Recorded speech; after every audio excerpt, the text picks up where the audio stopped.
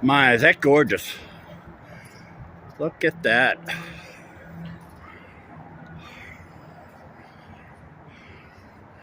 I wonder if it drives in the snow.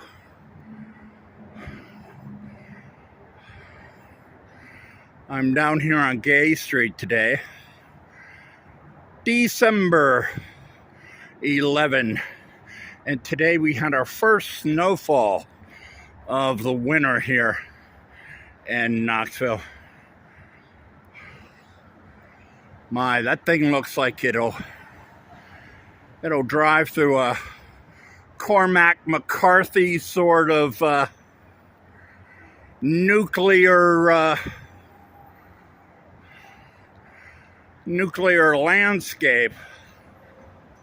That is beautiful.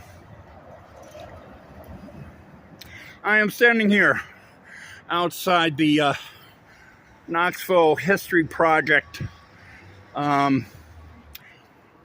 offices here on Gay Street because I want to remind everyone of, because I myself have been reminded by the Knoxville History Project of two very important anniversaries here in downtown Knoxville.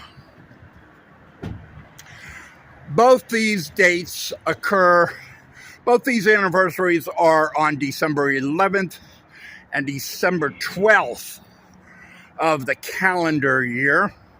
And they're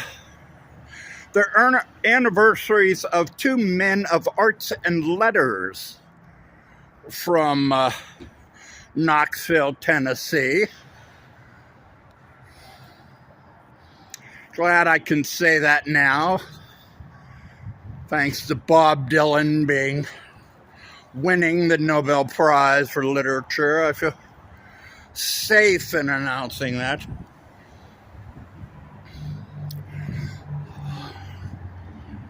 On December 12th, a man who used to have a pint or two right there in that former site at the Three Feathers Sandwich Shop celebrates a birthday tomorrow. Arthur Q. Smith was born on December 12th.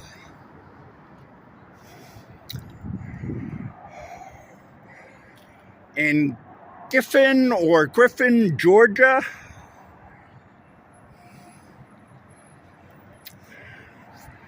There you see the placard put up to honor the site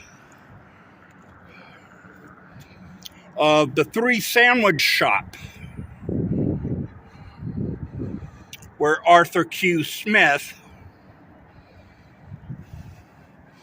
unbeknownst to anybody except the barkeeper, knew that he wrote some of the greatest country songs in country music during the 1940s and 1950s.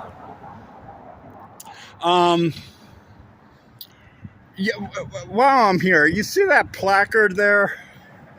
They are everywhere around this town. You cannot miss these placards. They are everywhere.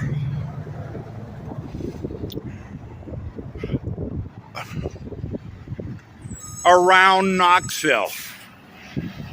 Okay? And usually they highlight musicians of some sort that they had a career here in Knoxville of some sort, or a radio station like WNOX across the way there.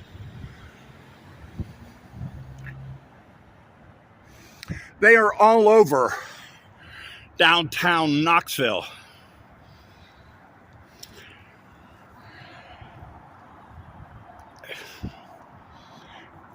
And see, that's what distinguishes the Knoxville History Project and downtown Knoxville and their history, you know, they're librarians, they're archivists, they're you know, history museum.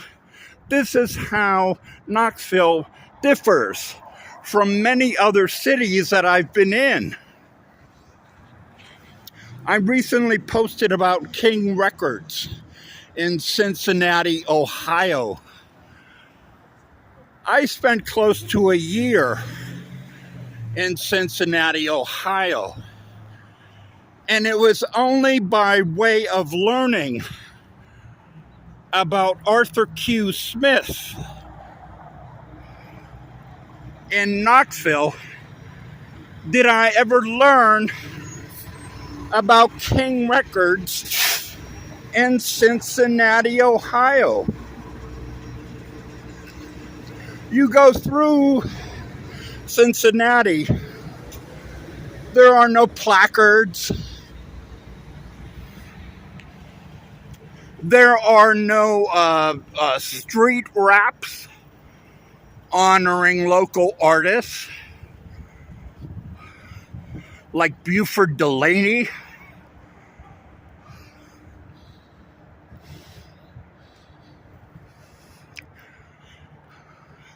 There are no Knoxville, there are no YouTube videos.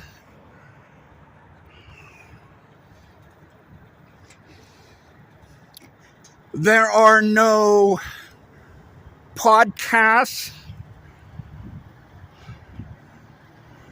There are no town hall meetings. All of which the Knoxville History Project and the East Tennessee History Center does here in Knoxville. It is very easy, if you don't read the papers here or don't read a history book here, to know about Knoxville history. And that's the great thing about the Knoxville History Project. It is unlike, you know, histories in other cities, or the lack of attention to history in other cities, like Cincinnati. King Records was one of the first independent studios in the country. You never heard of them. There is no museum, even though the site of the record plant, I believe it is, still remains in Cincinnati, Ohio. There's no museum there. There's no talk of a museum. As I posted the other day about the YouTube video I was able to find through Public Affairs on Cincinnati music history, there are only books in the Cincinnati Library about the music history in Cincinnati. And it's a shame.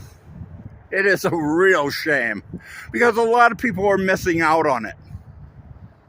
I, for one, like I said, I spent a year there. What the hell is that James Brown mural here for? Nothing, there's no sign accompanying it.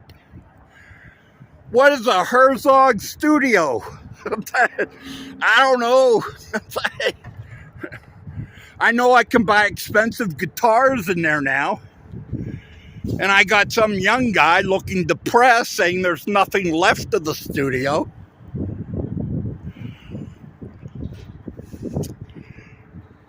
Now that you got me started.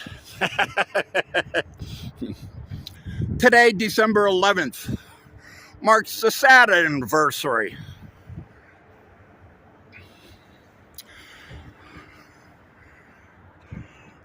of the death of George Washington Harris, who died right over there.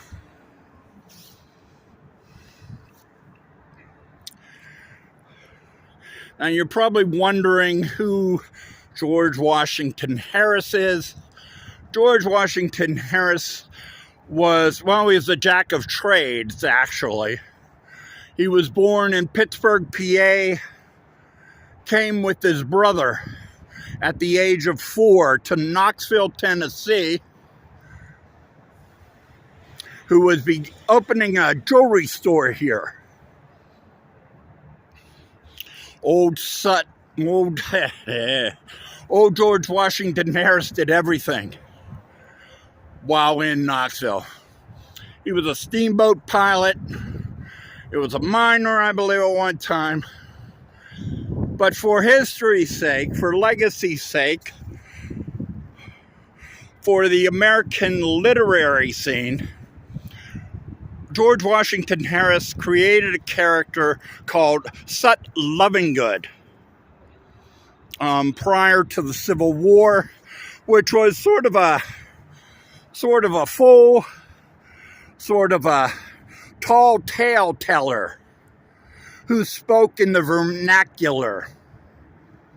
The vernacular being y'all and very Appalachian dialectic speech. He was reviewed on the one and only book that he published by Mark Twain.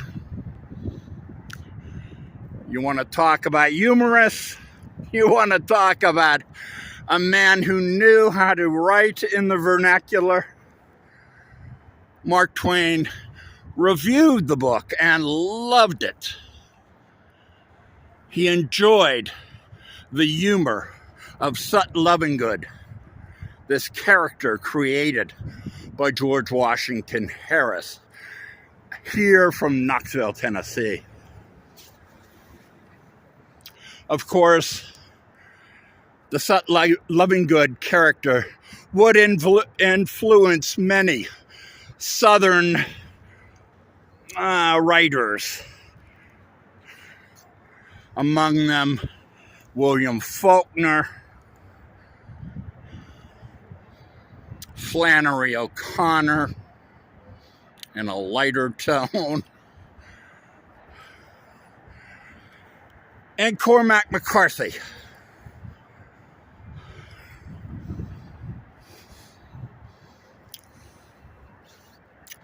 Who wrote about this Southern railway station in his novel, Suttree, based here in Knoxville, where Cormac grew up, and where George Washington Harris died on a trip from, I believe, Alabama to somewhere up north, carrying a manuscript with him for his second book.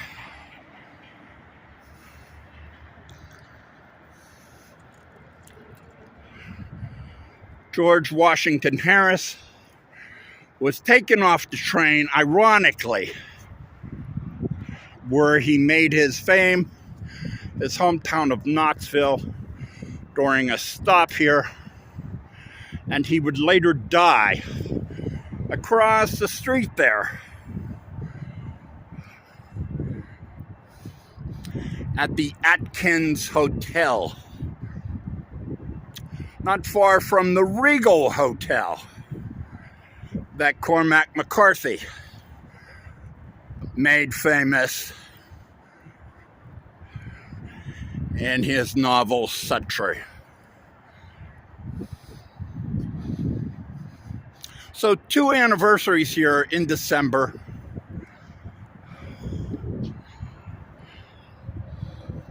The birth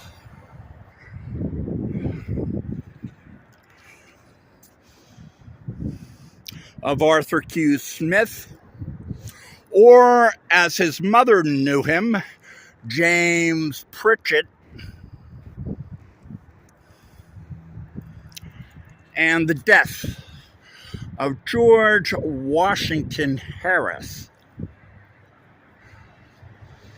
whose character Sut Lovingood inspired writers like Cormac McCarthy.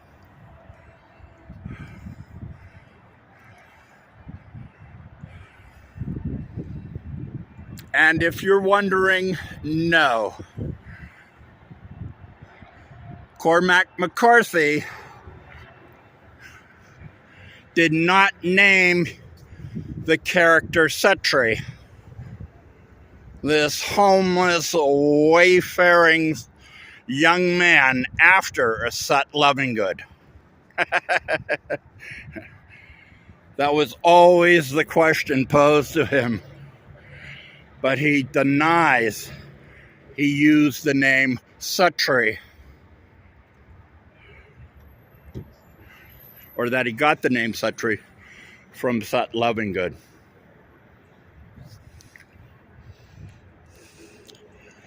It's Christmas in December here in Knoxville.